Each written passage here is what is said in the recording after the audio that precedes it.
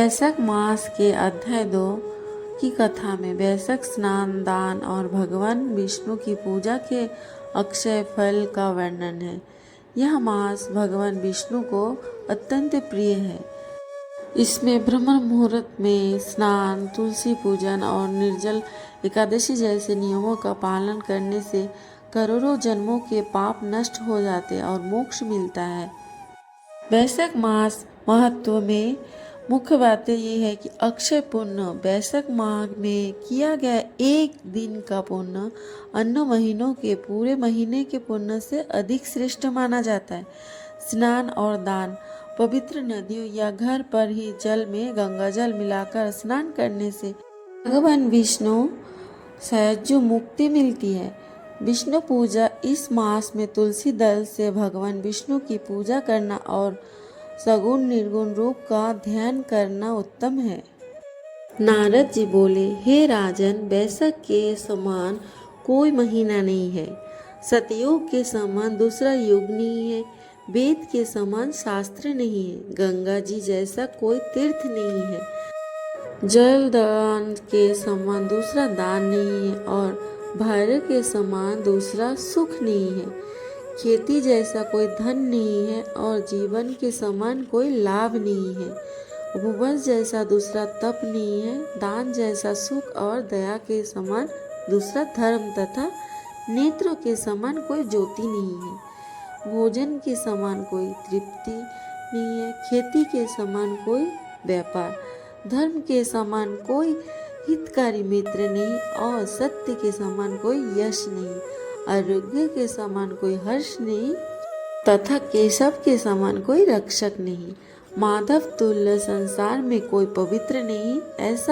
ऐसा परोत्तम वैशाख मास शेषशय्या भगवान को सदा प्यारा है। भगवान के प्यारे इस महीने को जो लोग बिना व्रत किए व्यक्ति किया करते हैं वह धर्महीन होकर शीघ्र ही पशु योनि पाते हैं। उनका कुआं, बावड़ी बनवाना, बगीचा लगवाना आदि सभी धर्म वृथा है, इनका कुछ फल नहीं होता।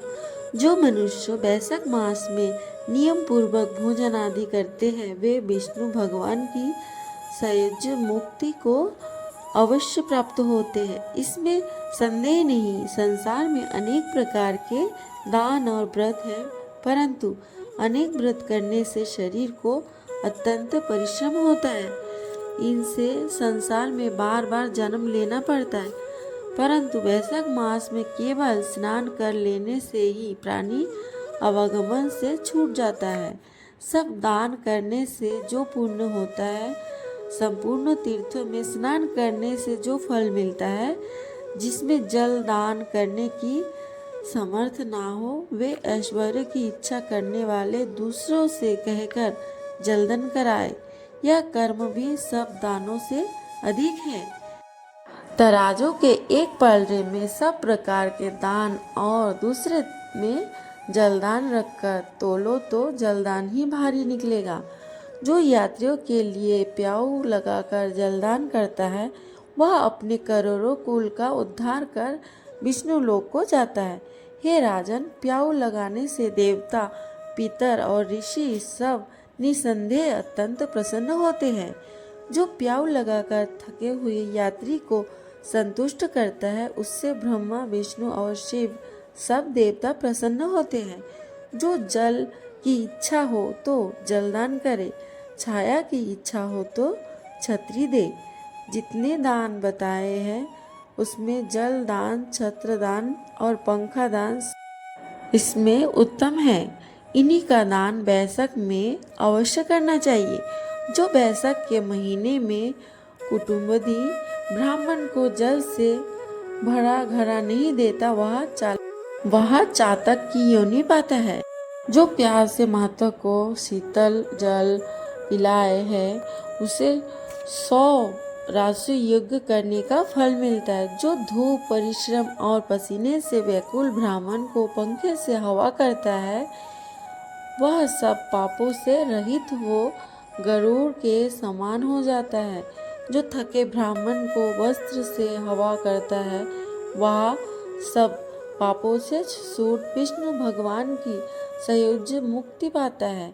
जो शुद्ध मन से तार का पंखा दान करते हैं वे सब पापों से छूट विष्णु लोक को जाते हैं।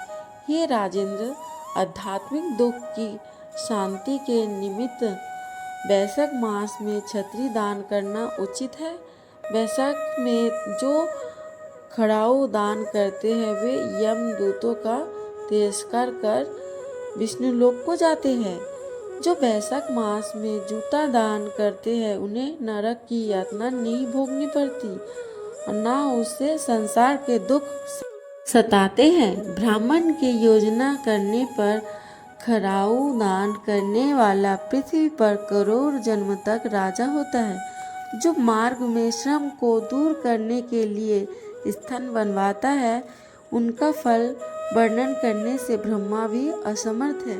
दोपहर को जो कोई अतिथि या ब्राह्मण मिले उसको भोजन कराने का फल ब्रह्मा जी भी वर्णन नहीं कर सकते। हे राजन, अन्नदान मनुष्य को तत्काल तृप्ति करने वाला है।